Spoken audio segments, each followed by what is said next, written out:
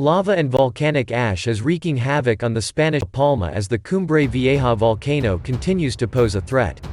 The remnants of the eruption can be found in the seabed where aquatic life and habitats are coated in ash.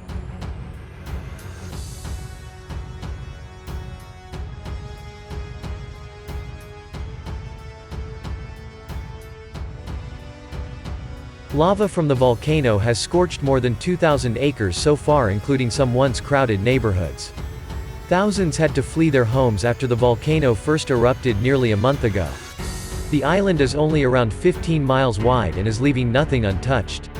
Maria Fuentes and her son Iram fled their home weeks ago with just a few bags before lava buried and baked their town.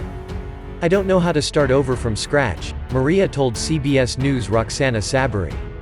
"It's frustrating that nothing but nature can stop the volcano."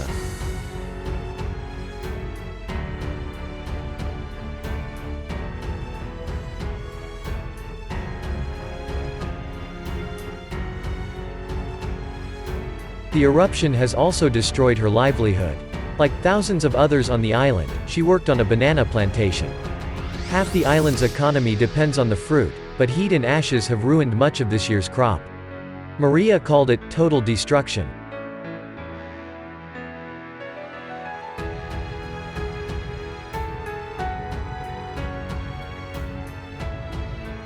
Iram said that he is terrified and fears uncertainty. He added that they do not know how long this will last. People who remain on the island face other risks including earthquakes, lava flows, toxic gases, volcanic ash and acid rain.